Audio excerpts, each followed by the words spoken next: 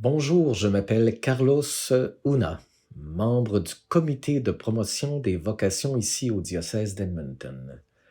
La séance à laquelle vous vous apprêtez à participer s'intitule La mauvaise herbe et le blé. Les vocations et les communautés ont une histoire douloureuse. Cette séance mettra en lumière les traumatismes générationnels causés par les pensionnats et le rôle de l'Église et des communautés religieuses.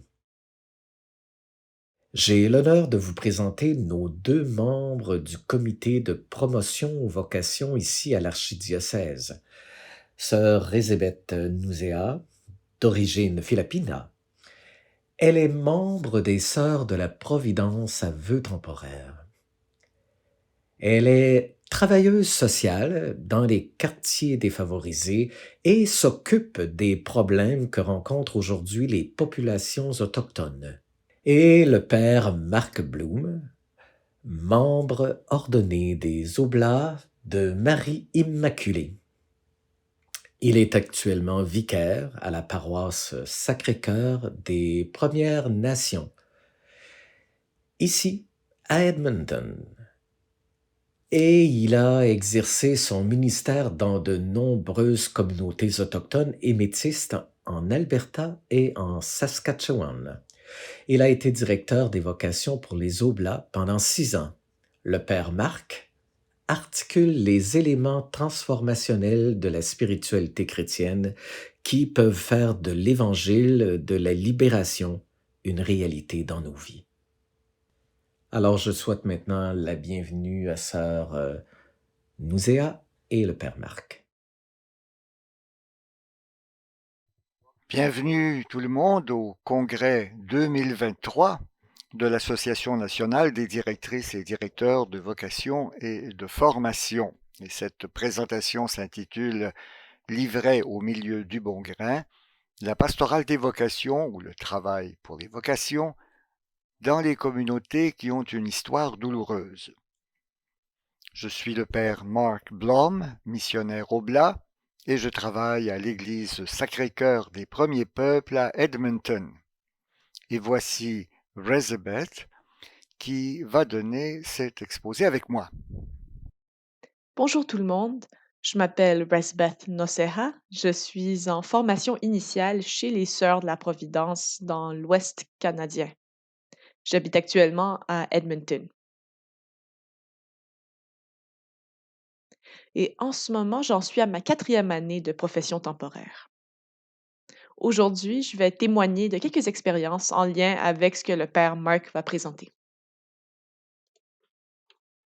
Merci Elizabeth. Pour commencer, nous voulons vraiment créer ici un espace sûr. Nous voulons que cette présentation soit un espace sécuritaire parce que les sujets que nous allons aborder sont très délicats. Il peut arriver que nous nous mettions sur la défensive, surtout lorsque nous examinons l'histoire de l'Église et de nos propres communautés. Cela peut provoquer chez nous différentes réactions. Alors, faute d'une réflexion vraiment approfondie, cela peut déclencher chez nous un complexe de persécution ou des complexes d'infériorité, par exemple. Mais c'est une véritable grâce que d'accueillir les choses telles qu'elles sont, afin de pouvoir vraiment faire le point dans notre esprit et dans notre cœur sur une réalité qui en fait est inévitable. Nous allons parler des communautés religieuses du Canada, dont l'histoire est liée aux pensionnats indiens et de l'impact négatif de la colonisation sur les peuples autochtones, en particulier au Canada. Nous reconnaissons qu'il s'agit d'un sujet sensible, très délicat, pour nous, qui sommes entrés dans ces communautés longtemps après que ces événements se sont produits. Mais comme nous le savons toutes et tous, les séquelles de cette époque-là sont très présentes parmi nous aujourd'hui. Alors avant d'entrer dans le vif du sujet, je vous propose un détour un peu amusant, histoire d'apprivoiser la façon dont les problèmes de ce genre peuvent nous affecter. Voici donc d'abord une anecdote amusante. Quand j'étais séminariste en Colombie-Britannique, nous sommes allés à Chilliwack parce que le collège de cette ville montait une pièce de Shakespeare qui était à notre programme d'études. Alors, c'était à notre programme, nous avons décidé d'y aller. C'était au printemps et en Colombie-Britannique, il fait pratiquement toujours froid et humide dans cette saison-là. Nous avions tous des rhumes et des maux de gorge et j'étais assis dans ce théâtre à l'obscurité. J'étais enrhumé et je sentais venir un éternuement. Alors j'ai cherché dans quelle poche j'avais mis mon mouchoir, mais avant que j'aie pu me couvrir le nez de mon mouchoir, j'ai éternué. Alors un énorme éternuement humide dans la coiffure d'une dame assise juste devant moi, alors dans le théâtre. J'étais terriblement embarrassé. Rien que d'y penser, encore aujourd'hui, le rouge me vient au visage. J'étais très embarrassé. J'étais embarrassé pour moi, mais aussi pour cette dame. En fait, je me suis répandu en excuses et bon, elle s'est montrée très gentille et compréhensive.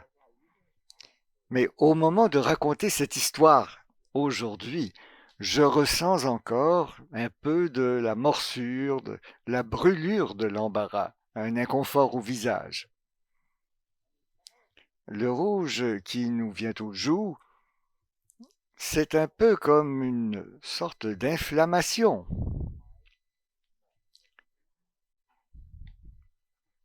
Notre visage télégraphie l'indignation que nous ressentons face à nous-mêmes. La gaffe s'est produite, nous ne sommes pas arrivés à nous contrôler.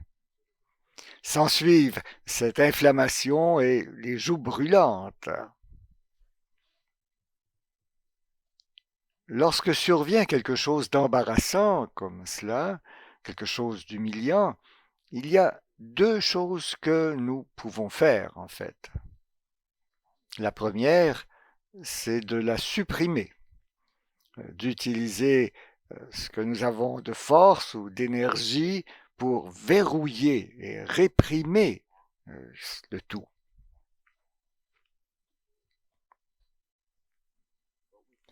Mais nous pouvons aussi nous autoriser à ressentir l'embarras.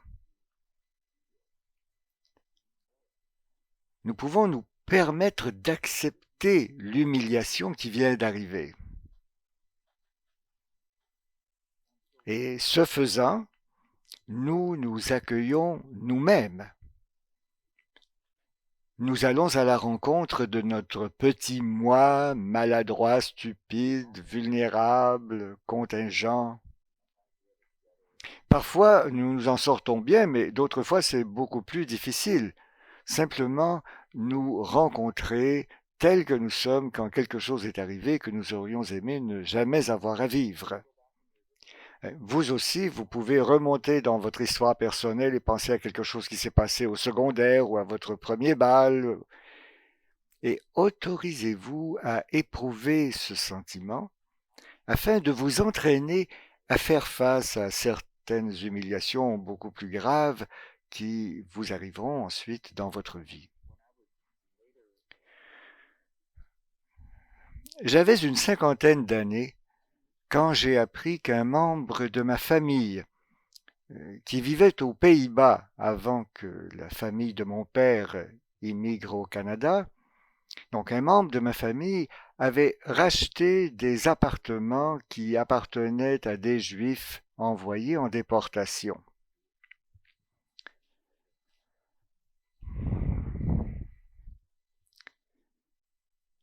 Lorsque j'ai appris ça, je me suis mis en colère. J'étais choqué. Je ressentais de l'indignation et de l'humiliation à l'idée qu'un membre de ma famille, quelqu'un que j'ai connu, ait essayé de profiter de la Shoah et qu'il l'ait probablement fait. Donc, une première réaction violente. Qu'est-ce qui t'a pris? Espèce d'idiot! Comment as-tu pu? C'est une réaction naturelle. Mais le moment vient, et le moment est venu pour moi, où j'ai choisi de ressentir l'humiliation, l'embarras, la honte que l'un de mes proches ait essayé de profiter de l'Holocauste. À une autre époque, au début du XXe siècle, l'autre côté de ma famille est arrivé au Canada et on leur a donné des terres en Saskatchewan. Alors, ils ont commencé à cultiver leurs 160 acres pour défricher la terre. Et j'ai commencé à entendre raconter l'histoire d'une communauté autochtone, la Première Nation de Thunderchild. Et je me souviens que la famille de ma mère parlait de Thunderchild, qui se trouvait près de leur ferme. Et la Première Nation de Thunderchild, en fait, avait reçu des terres à cultiver et à exploiter, mais certains immigrants ont porté plainte. Alors, ils prétendaient que les Autochtones n'exploitaient pas les terres comme il le fallait. Alors, les représentants du gouvernement ont déplacé la Première Nation de Thunderchild vers un autre endroit où les terres étaient moins bonnes et les immigrants ont reçu les bonnes terres. Alors, j'ai commencé à m'intéresser de près à cette question. Je voulais absolument savoir si ma famille avait obtenu une terre qui avait été enlevée aux Autochtones.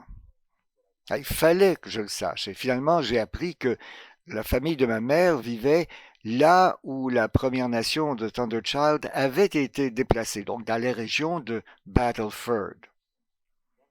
Alors j'ai poussé un soupir de soulagement, mais plus tard je me suis dit quand même, en fait, tous les autochtones ont été déplacés de la terre qu'ils connaissaient depuis toujours, et on les a cantonnés sur des réserves dont les terres étaient souvent de piètre qualité, souvent marécageuses ou sablonneuses. Ce ne sont pas les meilleures terres du monde.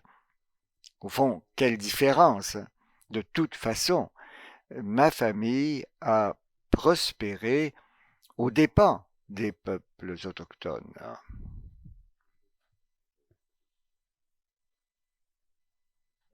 Et quand j'en ai pris vraiment conscience, ça a été comme un coup de poing à l'estomac. Mais j'ai continué à absorber cette vérité sourde et douloureuse. Et plus j'en suis venu à absorber et à accepter simplement que c'est bien ce qui était arrivé, que ce sont bien les faits qui se sont produits, plus j'ai commencé à me sentir libre de dire simplement que ma famille a prospéré aux dépens des peuples autochtones de notre pays.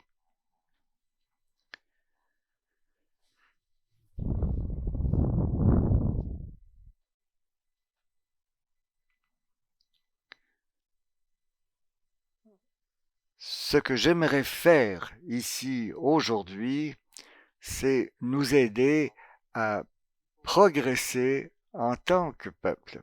En fait, le chapitre suivant de mon pèlerinage de deuil commence lorsque je suis entré chez les missionnaires Oblats. Je suis entré dans une branche des Oblats d'origine allemande et qui s'occupait des immigrants germanophones établis dans le nord-ouest de la Saskatchewan. La branche des Oblats dans laquelle je suis entré n'avait rien eu à voir avec les pensionnats.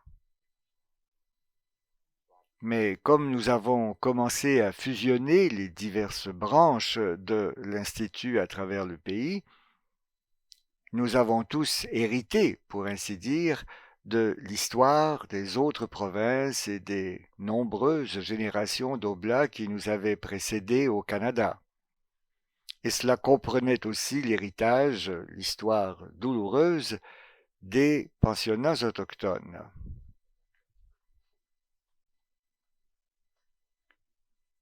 Les Oblats de Marie-Immaculée ont géré la plupart des pensionnats indiens au Canada. Et comme nous l'avons appris au cours des 15 ou 20 dernières années, ces établissements ont provoqué un traumatisme national, une sorte de grand déplacement culturel. En tant qu'Église et que communauté religieuse, il est profondément troublant que des écoles fondées pour l'évangélisation soient devenues l'un des principaux facteurs de marginalisation des peuples autochtones au Canada.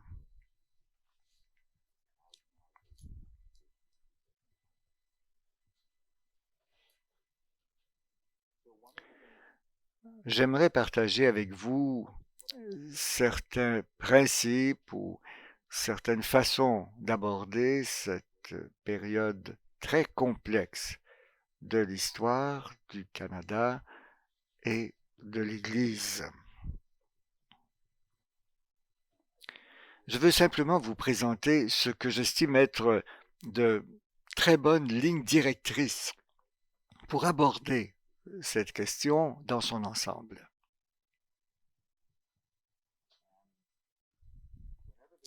Chaque fois que survient un problème de cette nature, on reçoit des témoignages d'expériences très différentes qui proviennent des deux côtés de la controverse. Une chose dont nous devons nous méfier, je dirais, c'est la tentation de fuir la controverse. Vous avez deux personnes qui ont un conflit et survient un tiers qui essaie de régler la situation en leur disant écoutez, à moi, là, peu importe les détails à ce moment-ci, ce qui m'intéresse, c'est comment vous allez arriver à faire la paix.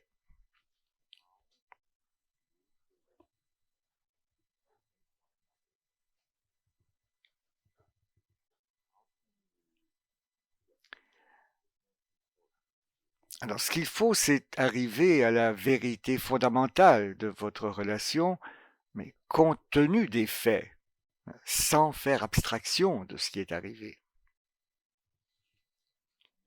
Lorsqu'on soulève la question des pensionnats,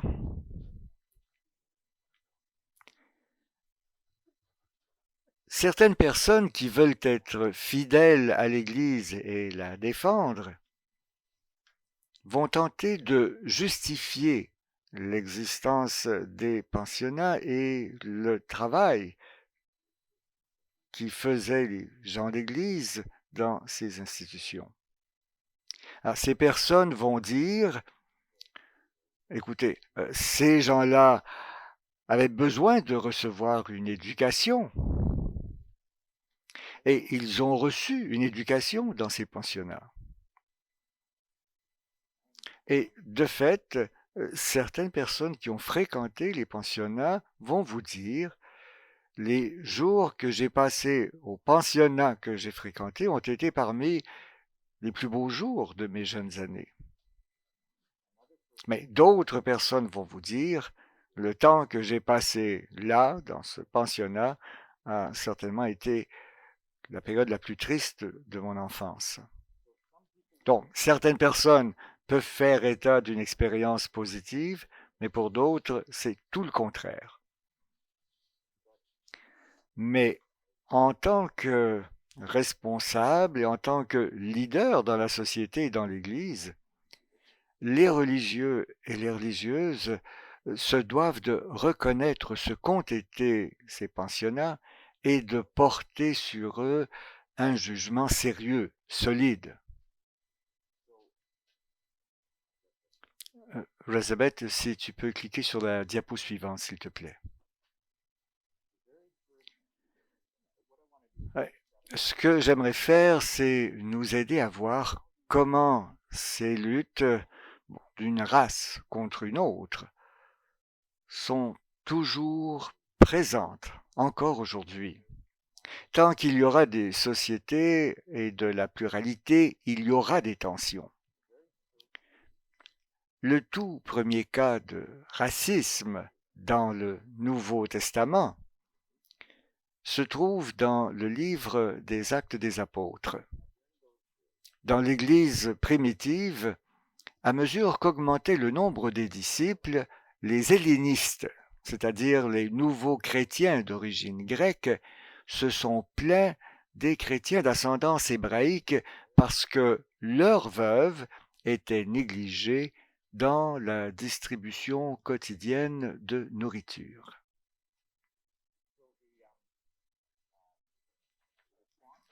L'Église a réagi en instituant l'ordre des diacres. Cela a permis de résoudre les problèmes liés à la distribution de l'aide caritative à tous les membres de la communauté.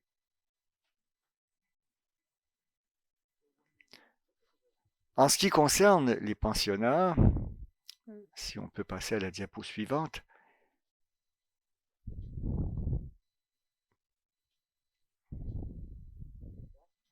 la meilleure façon d'aborder cette question,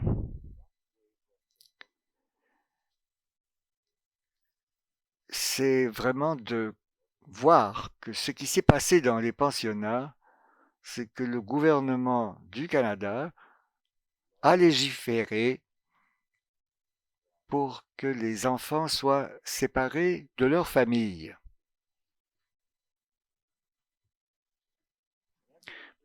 Alors voici un passage de l'Évangile que tous les prêtres connaissent par cœur. À cause de cela, l'homme quittera son père et sa mère, il s'attachera à sa femme, et tous deux deviendront une seule chair. Ainsi, ils ne sont plus deux, mais une seule chair.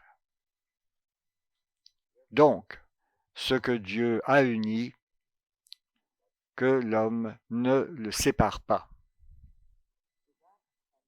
Bon, il s'agit principalement des époux, mais la façon la plus spectaculaire dont se manifeste l'unité de la chair entre les époux, ce sont les enfants. Les enfants sont la seule chair du mari et de la femme. Alors, le gouvernement du Canada a légiféré pour séparer ce que Dieu avait uni dans l'intégrité de la famille humaine.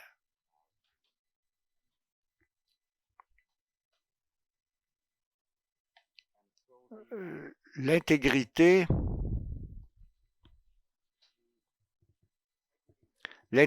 de la famille et par conséquent de la société a été brisée pour de nombreuses générations d'enfants autochtones qui ont été séparés de l'unité voulue par Dieu.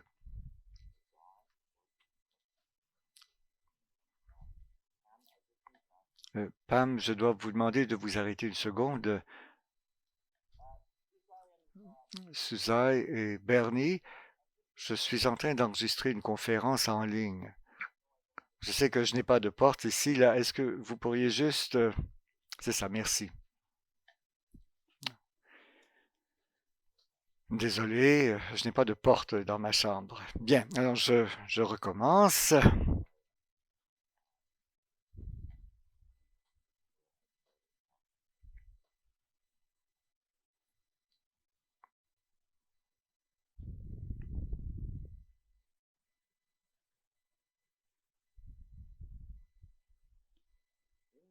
Au début, lorsque le gouvernement du Canada essayait de voir comment administrer les peuples autochtones, Donc, après qu'on eut tué tous les bisons dans les prairies, les tribus n'avaient plus d'autonomie.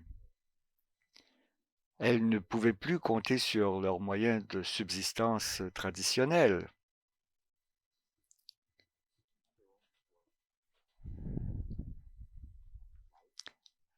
Donc, pour survivre, elles ont commencé à signer des traités avec le gouvernement. Et le gouvernement a créé les pensionnats, et au début, ils n'étaient pas obligatoires. Mais personne ne voulait envoyer ses enfants dans ces pensionnats. Et par la suite, le gouvernement a obligé les familles autochtones à envoyer leurs enfants dans les pensionnats autochtones, qui étaient souvent très éloignés de l'endroit où elles vivaient. Les enfants pouvaient rester au pensionnat de septembre ou octobre jusqu'à l'été suivant.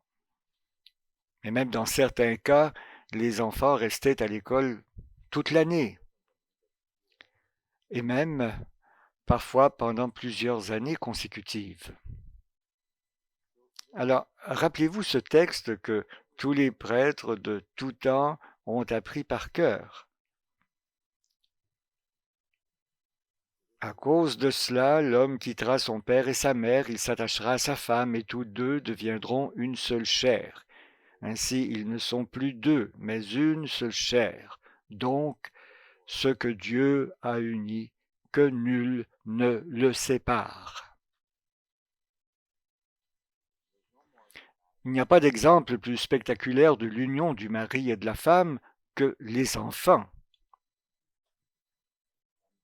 Par conséquent, en légiférant pour que les enfants soient séparés de leurs parents, le gouvernement canadien légiférait pour diviser ce que Dieu avait uni dans l'intégrité de la famille humaine.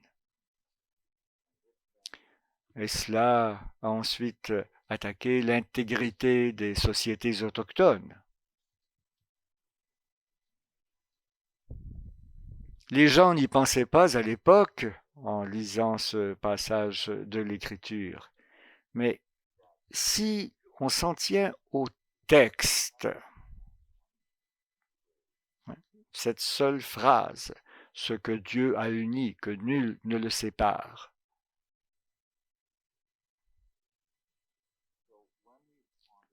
En méditant ce texte et en l'appliquant au pensionnat,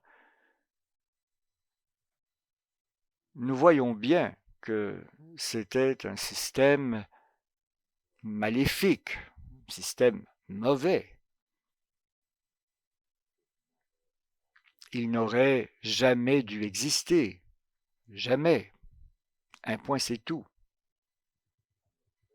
Les églises n'auraient jamais, jamais dû s'y engager.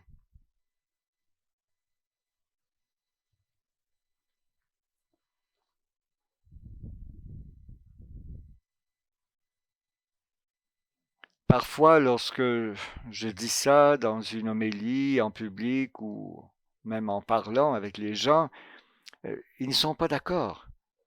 Père Marc, comment pouvez-vous dire que l'Église était profondément impliquée dans un système mauvais? Mais si vous construisez un édifice et que vous le coiffez d'une croix, que vous avez un supérieur religieux et un calendrier à respecter, avec tout le poids de la culture autoritaire du catholicisme des siècles passés, la pensée critique est supprimée.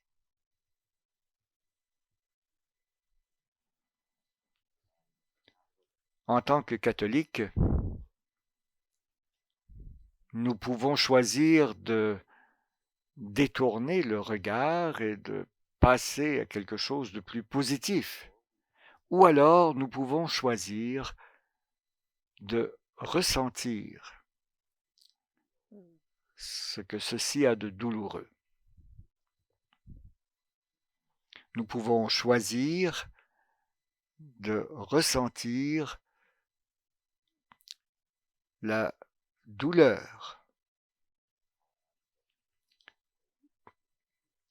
parce que nos ancêtres dans la foi n'ont pas vu ce qui se passait. Diapo suivante, s'il vous plaît. Voici l'un des reproches et des avertissements les plus sévères que Jésus ait jamais prononcés.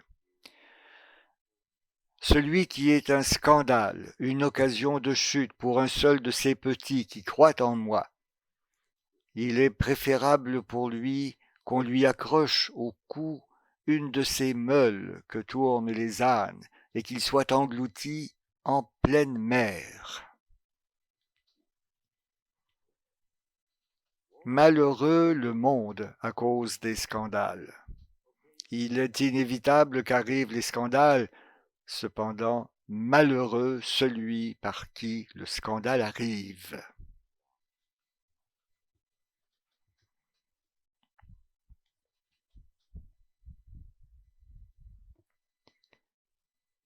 Les pensionnats indiens au Canada ont créé des générations et des générations de petits, d'enfants qui ont chuté parce qu'on les a séparés de leurs traditions naturelles, de leurs parents et grands-parents,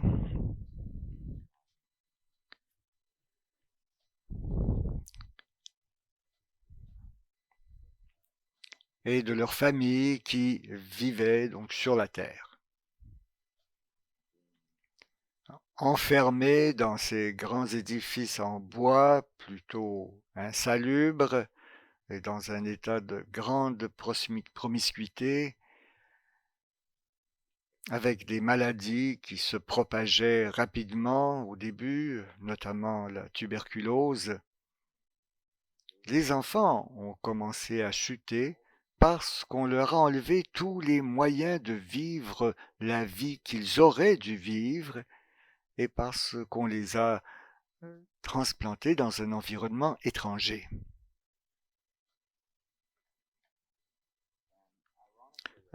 Ironie de l'histoire, au moment où plusieurs de mes frères oblats mettaient par écrit des langues autochtones et traduisaient l'écriture dans les langues autochtones, en même temps qu'ils composaient des chants et qu'ils traduisaient des cantiques catholiques traditionnels dans les langues des tribus autochtones,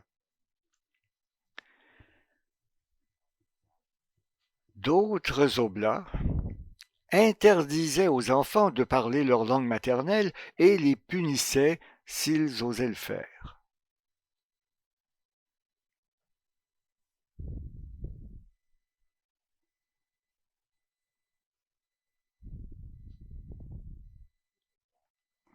Diapo suivante, s'il vous plaît.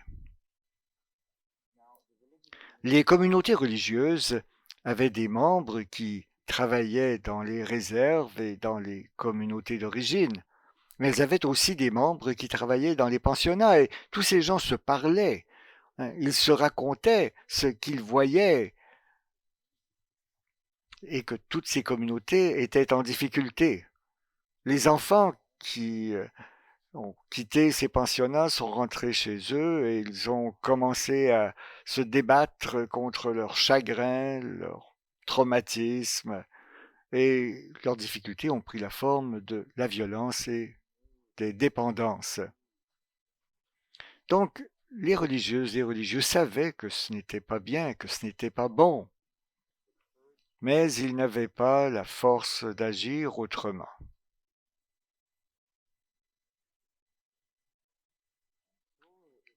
C'est comme s'il y avait eu un aveuglement volontaire et une résignation collective autour de cette question. Comme si tout le monde s'était dit, j'espère seulement que ça n'explosera pas pendant que je serai encore là en service. Bon, mes confrères, par exemple, essayaient de penser les blessures superficielles, mais sans s'inquiéter des erreurs profondes à l'origine de ces blessures. C'est précisément dans ce contexte que Jésus parle de spiritualité et de réconciliation. Lorsque tu vas présenter ton offrande à l'autel, si là tu te souviens que ton frère ou ta sœur a quelque chose contre toi, laisse ton offrande là, devant l'autel. Va d'abord te réconcilier avec ton frère ou ta sœur, et ensuite viens présenter ton offrande. Mets-toi vite d'accord avec ton adversaire pendant que tu es en chemin avec lui pour éviter que ton adversaire ne te livre au juge, le juge aux gardes et qu'on te jette en prison. Amen, je vous le dis, vous ne vous en sortirez pas avant d'avoir payé jusqu'au dernier sou.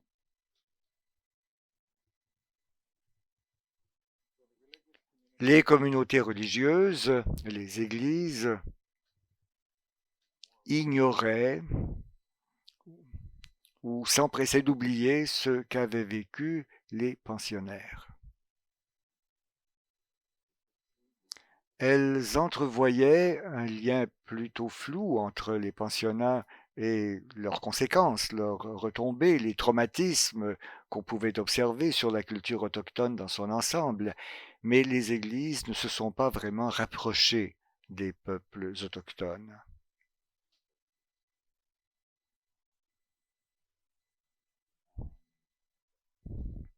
Au Canada, c'est seulement dans les années 60, 70, 80, 90 que les Autochtones ont consulté des avocats au sujet de ce qu'ils avaient subi dans les pensionnats.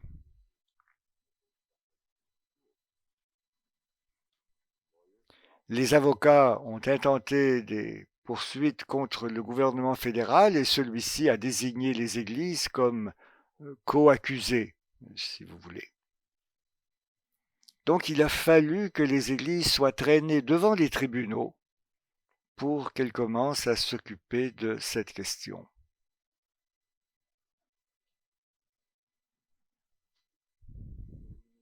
Devant ce qui s'est passé, nous avons de quoi ressentir de la douleur.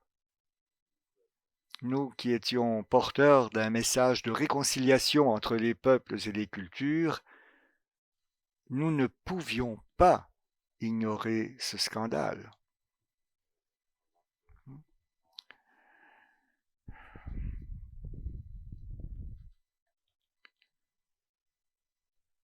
Or, nos communautés, collectivement, ont fermé les yeux.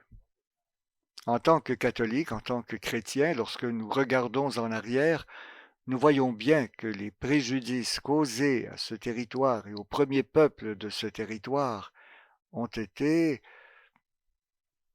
largement causés par des chrétiens. La plupart des immigrants au Canada sont venus de nations chrétiennes. Les membres du gouvernement du Canada à cette époque-là étaient tous des chrétiens d'une confession ou d'une autre.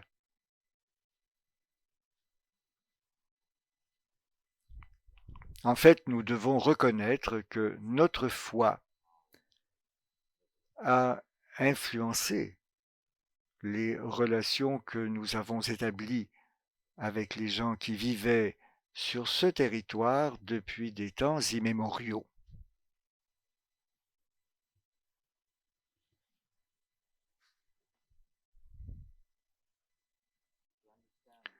Oui, je comprends, tout ça est plutôt lourd à porter. Parfois, je me présente aux gens comme un commando du chagrin, un commando de la douleur. D'une certaine manière, quand je suis entré au séminaire, je suis tombé amoureux du mystère pascal. J'y vois comme la dialectique essentielle de toute recréation. C'est la lumière du mystère pascal que je peux apporter à la douloureuse question des pensionnats. le mystère pascal est vraiment ce dont nous avons besoin. Je vais conclure ici avec un passage de l'Écriture que je n'ai pas inscrit sur une diapositive. Alors nous sommes après la résurrection et les disciples vont à la pêche.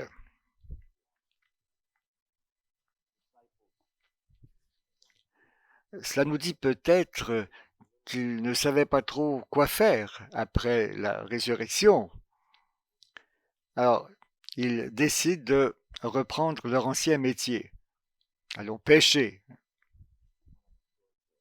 Et voici qu'un inconnu sur le rivage leur dit « Jetez le filet de ce côté et vous trouverez du poisson. » Effectivement, il y a du poisson en abondance, mais nous savons qui est l'inconnu. Et alors Jésus dit à Pierre « M'aimes-tu » Pierre répond « Oui, Seigneur, je t'aime. » Deuxième fois, Pierre, fils de Jean, m'aimes-tu? Oui, Seigneur, tu sais que je t'aime. La troisième fois, Jésus dit, Simon, est-ce que tu m'aimes? Pierre est blessé de ce que Jésus lui pose la question pour une troisième fois.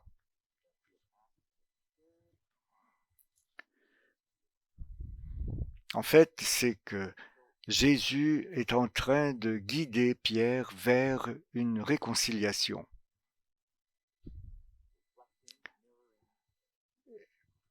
Il le guide sur le chemin de la réconciliation après son triple reniement, lui qui avait dit « Jamais je ne te renierai ». Et alors, avant que le coq n'ait chanté 3 fois, tu m'auras renié 3 fois, Jésus guide donc Pierre doucement vers la réconciliation et c'est douloureux. Pierre est blessé. Mais dans cette douleur, il y a aussi la promesse d'un changement de notre chimie. En fait, nous péchons tous et nous savons que nous péchons tous, mais ce que nous détestons, c'est que notre péché soit mis au jour. C'est le fait d'être reconnu pécheur par les autres. À ce moment-là, nous nous réfugions dans le déni ou alors nous jetons la faute sur quelqu'un d'autre. C'est ta faute si je me suis retrouvé dans cette situation. Mais en réalité, nous sommes les seuls à pouvoir choisir de ressentir la douleur qui nous revient.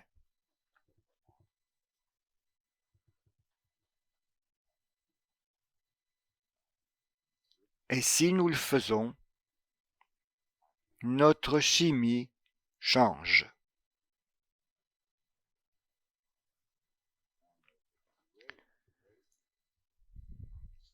Vous vous reconnaissez pécheur et il y a tout lieu d'espérer que vous ne ferez pas 2 fois la même erreur. Et que vous allez regarder autour de vous et reconnaître la répétition de cette forme d'injustice. Et vous allez intervenir, changer les choses avant qu'il ne soit vraiment trop tard.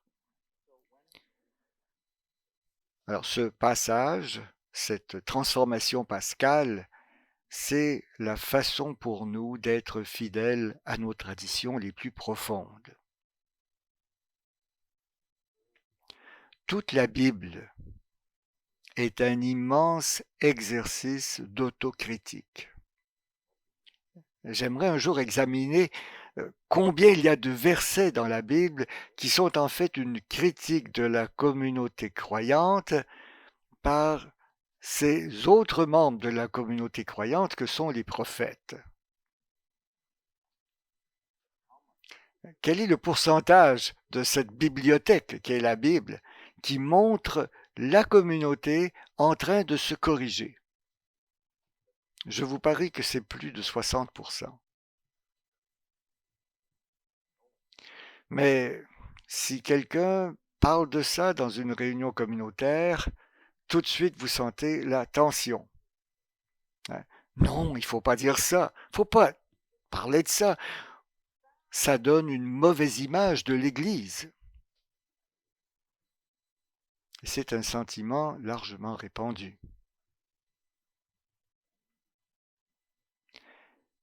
Mais c'est lorsque nous acceptons de regarder ces choses en face avec courage que nous sommes vraiment fidèles aux traditions les plus profondes de notre foi. C'est un cheminement pascal, et plus vous vous habituez à faire face, quitte à commencer par des petites choses comme d'éternuer dans la coiffure d'une spectatrice à Chilliwack,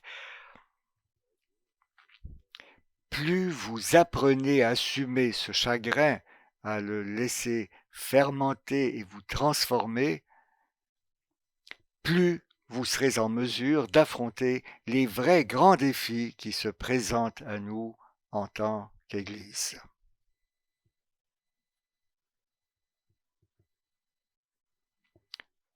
Passons à la diapo suivante. Le dernier passage que je veux lire est beaucoup plus riche de promesses. Il est tiré du livre de l'Apocalypse. Il chantait ce cantique nouveau. Tu es digne de prendre le livre et d'en ouvrir les sceaux, car tu fus immolé, rachetant pour Dieu, par ton sang, des gens de toutes tribus, langues, peuples et nations.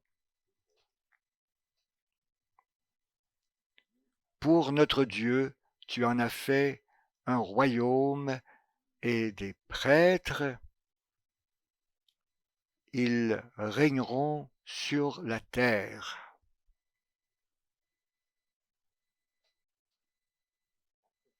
C'est l'avenir. C'est là que nous allons. Et l'énergie pour y arriver, c'est l'amour de Dieu pour chacune et chacun de nous. Et ce que nous choisissons d'ignorer, ce sur quoi nous fermons les yeux, nous empêche d'y arriver. Voici qui nous donne du courage, voici qui nous donne l'espoir de valider ce pourquoi Jésus a donné sa vie, d'admettre que nous avons causé des préjudices, que nous avons un passé violent, que nous sommes tentés de nous mettre sur la défensive, mais cette attitude nous éloigne de Dieu. D'où l'importance d'y porter attention. Merci, je sais que c'est lourd tout ça, mais ces quelques textes bibliques peuvent nous aider à évaluer ce qui s'est passé et à voir comment nous réconcilier avec le Christ qui souffre toujours de notre péché et qui souffre dans la personne de nos frères et sœurs.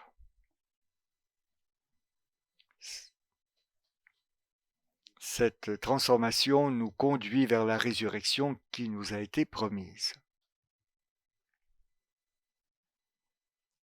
Alors merci tout le monde. Je vous invite maintenant à écouter Elizabeth qui témoigne de sa propre traversée pascale en tant que jeune religieuse aux études.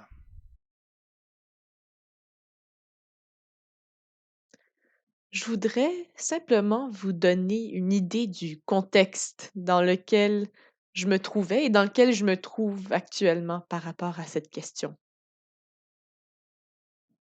Je suis arrivée des Philippines au Canada en 2008. À ce moment-là, je n'imaginais même pas que j'entrerais dans la vie religieuse. Et à l'époque, je ne connaissais pas grand-chose de l'histoire de la colonisation au Canada. Je n'en avais jamais vraiment appris sur les peuples autochtones. Ça montre que j'en savais très peu au sujet de l'histoire de l'Église canadienne. En 2015, je suis venue à Edmonton pour un venez et voyez. Et on m'a invité à assister à un événement qui, si je me rappelle bien, était organisé par le Cercle Notre-Dame de Guadalupe. Sur le coup, pendant l'événement, Je n'ai pas compris grand-chose à cet enjeu, même si je suis moi-même originaire d'un pays colonisé. Mais c'est quand même là, pour la première fois, que j'ai découvert qu'il y avait des problèmes entre les communautés autochtones et l'Église du Canada, en particulier avec certaines congrégations religieuses.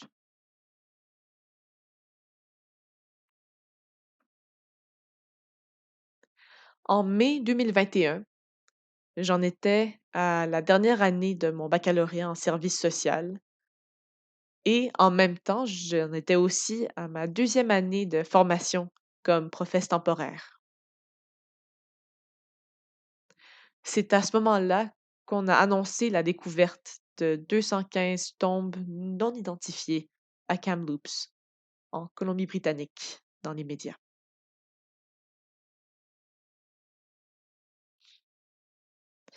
Avant même l'arrivée de cette nouvelle sur les tombes non marquées, je ressentais déjà le poids de cette question-là dans le milieu où je me trouvais. Un milieu où on parlait de problèmes sociaux, non seulement de problèmes sociaux du passé, mais aussi ceux d'aujourd'hui. Et je faisais face à de nombreuses zones grises.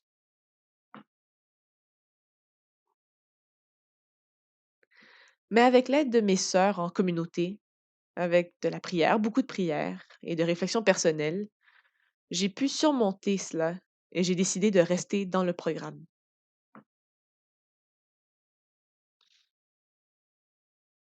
À l'université, en apprenant sur ce qui était arrivé dans le passé, le rôle de l'Église canadienne, en particulier le rôle des congrégations religieuses dans le système des pensionnats, je ne pouvais m'empêcher de ressentir un sentiment de culpabilité, de honte. Et parfois, je me sentais aussi ciblée. Non pas parce que j'étais directement ciblée par mes collègues ou par mes professeurs, mais comme le père Mark le décrivait, c'est de savoir ce qui est arrivé à l'époque qui me rendait très mal à l'aise. Et durant mes études, il y avait des discussions sur le système des pensionnats presque tous les jours, et ça rendait les choses très inconfortables. J'étais constamment nez à nez avec cette question-là. Et donc, je ne pouvais pas m'empêcher de ressentir cette culpabilité, cette honte.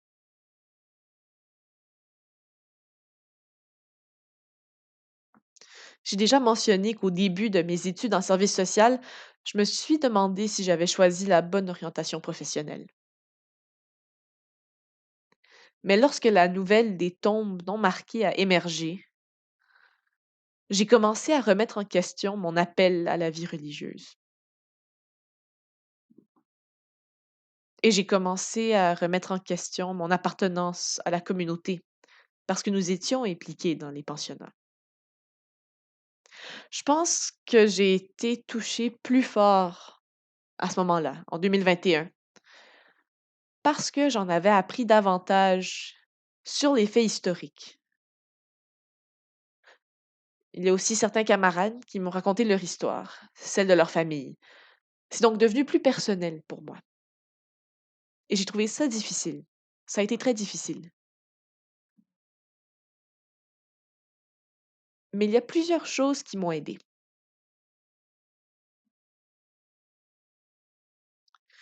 Les pensionnats sont un sujet extrêmement difficile, exacerbé par la nouvelle de la découverte des tombes non marquées. Mais dans ma communauté, j'ai pu entendre le témoignage et l'histoire de certaines de nos sœurs plus âgées, et ça m'a aidée. Elles ne rejettent pas leur expérience. Certaines d'entre elles m'ont confié qu'elles avaient vraiment eu de bonnes intentions. Il reste que notre communauté a été complice de quelque chose qui n'aurait jamais dû se produire à savoir le système des pensionnats. C'est ce système qui est à l'origine de la plupart des problèmes auxquels les communautés autochtones sont confrontées aujourd'hui.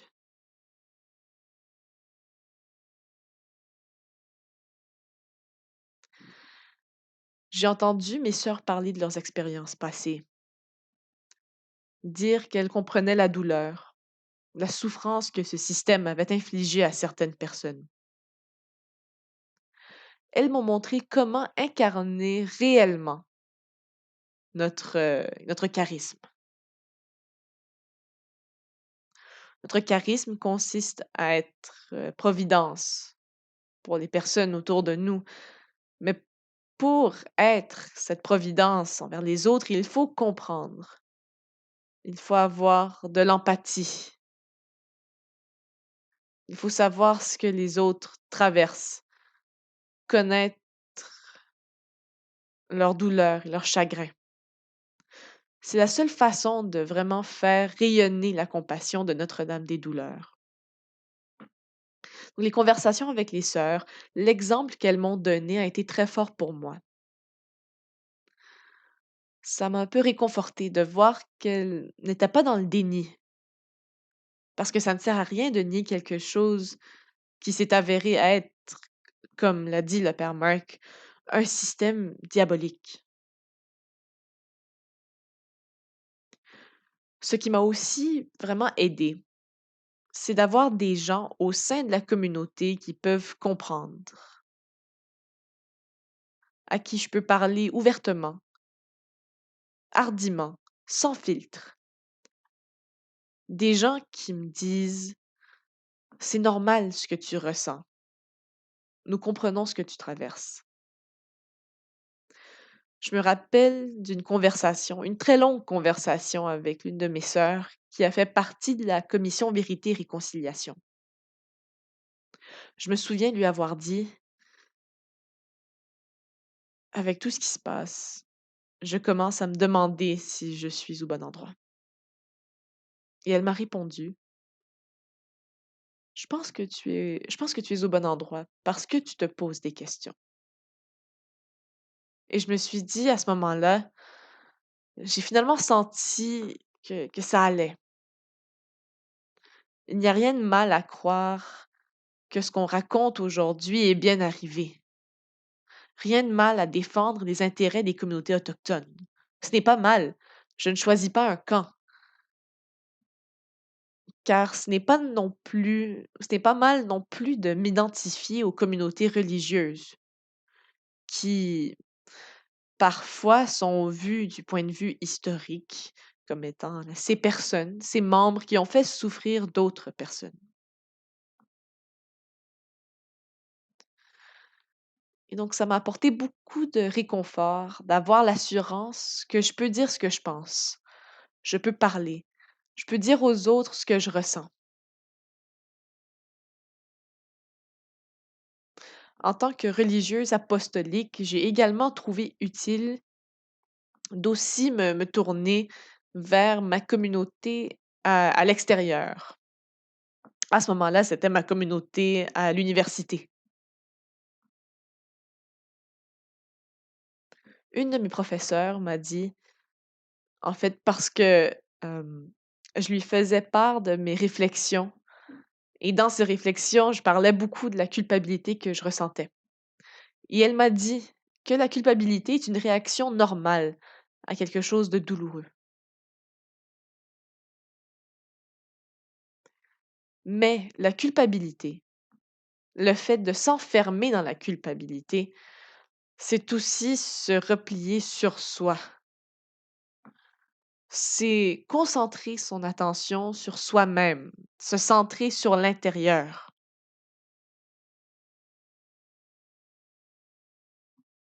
Elle m'a dit qu'au lieu de ressasser la culpabilité,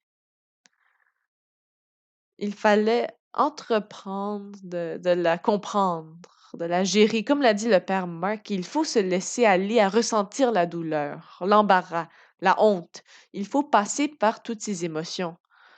Ce n'est que dans un deuxième temps qu'on peut réellement surmonter ce qui se passe en soi. On peut alors comprendre, gérer la culpabilité. Comme disait ma professeure, c'est quand tu es en mesure de faire cela que tu peux commencer à tourner ton attention vers l'autre, la personne qui est en face de toi.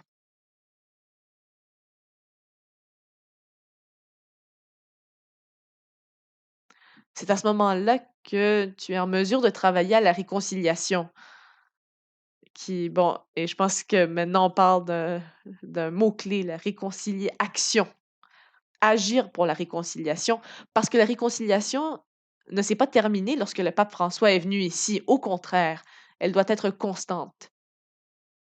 Il y a beaucoup de travail à faire. Une autre chose qui a été très importante dans ma manière de gérer cette culpabilité, ça a été de comprendre que la question des pensionnats est un problème systémique. Quand j'ai rencontré le père Mark pour préparer l'atelier d'aujourd'hui, nous étions tous les 2 d'accord pour dire qu'il ne sert à rien de dire qu'une telle personne a abusé d'une telle personne ou qu'il y a beaucoup de gens qui ont bien agi, qui ont fait du bien aux enfants. Parce qu'on se retrouve alors piégé dans un cycle de défense et de déni et ça n'aide pas la situation.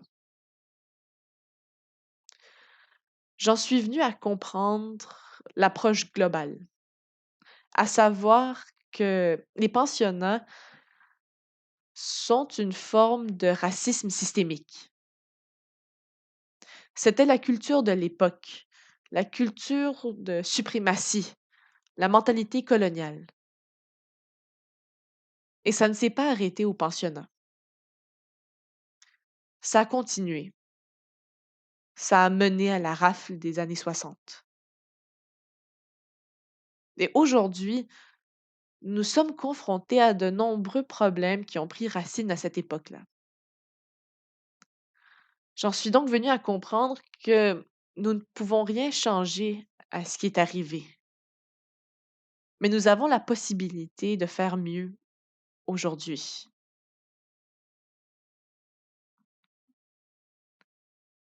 J'aimerais apporter une citation. Je ne sais pas exactement qui en est l'auteur, mais c'est une citation très célèbre qui dit que ce qui est arrivé dans le passé n'est pas votre faute. Mais maintenant que vous êtes informé, vous avez la responsabilité de faire mieux.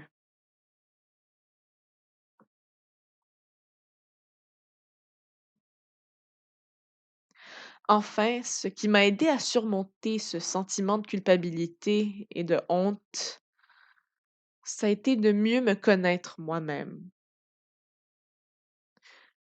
Et ce n'est pas seulement un effort de volonté, ce sont des années et des années de formation qui ont commencé lorsque je suis entrée dans la vie religieuse.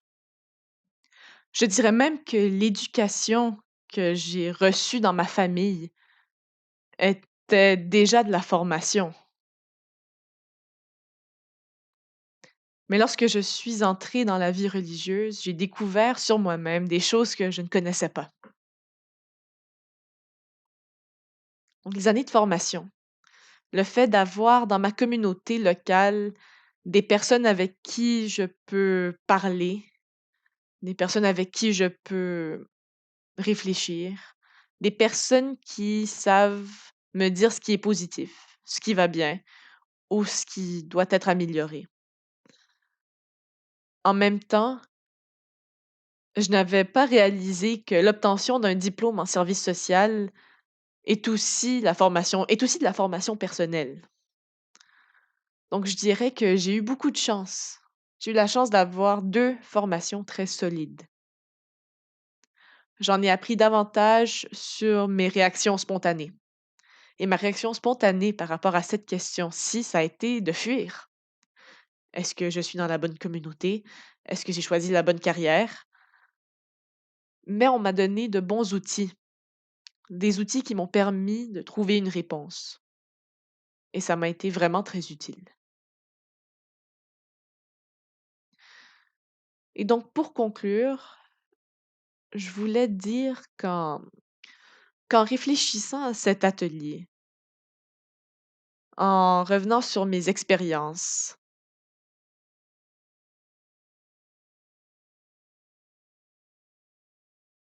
et en écoutant le père Mark et les passages de l'écriture qu'il a proposés, j'ai vu que l'Église est une communauté qui se corrige elle-même. Et c'est quelque chose qui peut nous donner beaucoup d'espérance. Nous devons garder l'espoir. Le Seigneur continue d'appeler. Le travail sur les vocations n'est pas facile. La formation, ce n'est pas facile non plus, je le sais bien. Je suis encore en formation. L'Église canadienne est dans une position délicate. Mais il y a de l'espoir. Il y a de l'espoir. Le pape François est venu au Canada pour présenter ses excuses, des excuses qui étaient très attendues. Pour certaines personnes, cela a apporté du réconfort. Pour d'autres, ce n'est pas suffisant. Mais nous ne pouvons pas tout faire, n'est-ce pas?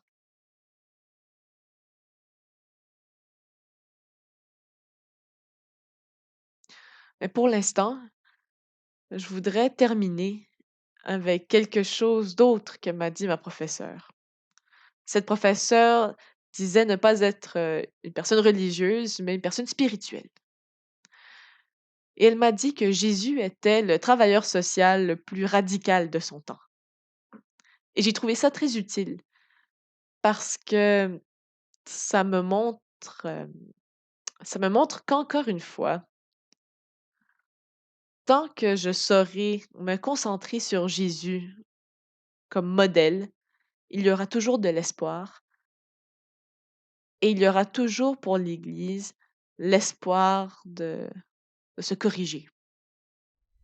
Merci beaucoup. Merci, Elizabeth, de témoigner du cheminement d'une jeune personne arrivée dans un nouveau pays et confrontée à quelque chose qui a également affecté votre pays d'origine et de l'avoir vu d'un œil neuf et en particulier dans le contexte du milieu universitaire, où d'une certaine façon, vous vous êtes trouvé marginalisé. Vous étiez une personne minoritaire.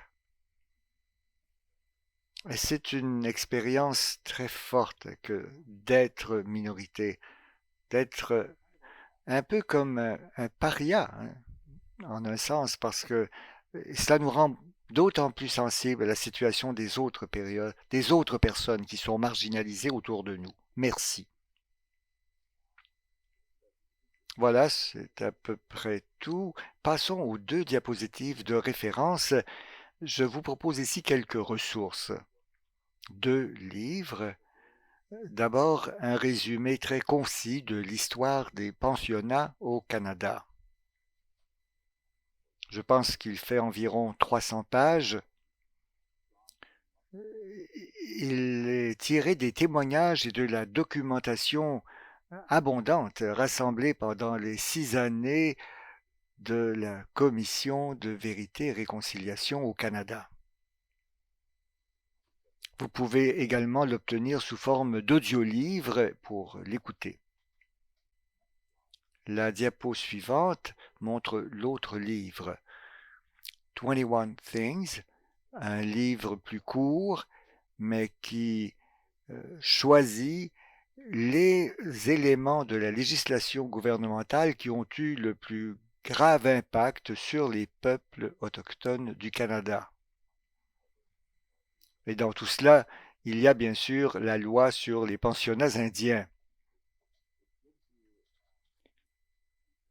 C'est une introduction rapide à certains des facteurs qui ont eu le plus d'impact sur les Premières Nations de notre pays.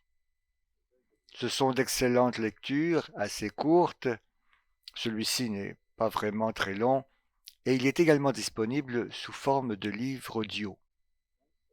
Merci à toutes et à tous de nous avoir écoutés.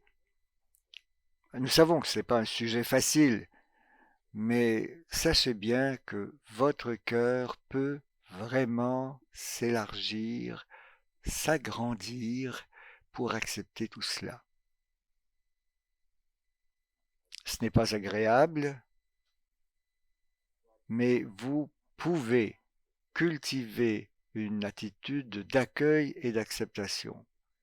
Bon, nous ne connaîtrons jamais toute la vérité, nous ne saurons jamais à quel point ça peut être terrible ou positif. Nous ne connaîtrons jamais tous les détails, mais votre cœur peut s'élargir, accepter la douleur que nous pouvons comprendre. Et votre cœur agrandi saura composer avec des contradictions encore plus profondes, non pas en jugeant, mais avec miséricorde. Et cela nous aidera à éviter de faire aujourd'hui ce qui a pu causer tant de préjudice dans le passé. Alors, merci à toutes et à tous, et merci à toi, Elizabeth, pour ce partage. Maintenant, passons à la dernière diapositive.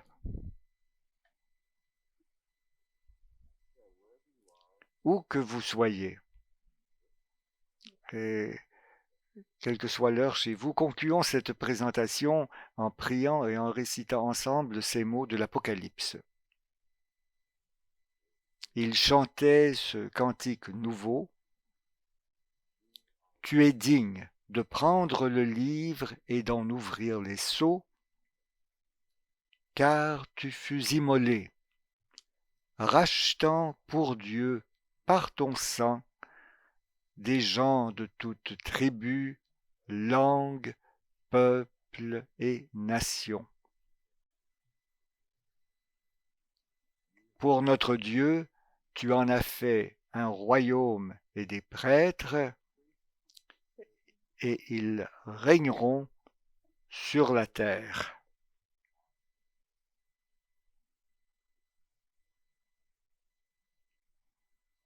Merci à toutes et à tous, et que le Seigneur vous bénisse et qu'il bénisse la conclusion de ce congrès.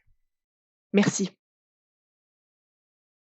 Maintenant, je voudrais vous remercier tous de votre écoute et un merci tout particulier à vous deux, sœur Rézabeth et père Marc, pour avoir partagé vos riches expériences et vos connaissances sur ce sujet, la mauvaise herbe et le blé, des vocations et des communautés à l'histoire douloureuse. Je vous remercie également pour tout ce que vous faites dans l'Église et pour nos peuples des Premières Nations, en particulier ici, à l'archidiocèse d'Edmonton. Encore une fois, au nom du comité de la conférence de l'Association nationale des directeurs des vocations et de la formation, merci beaucoup. Restez à l'écoute pour la suite.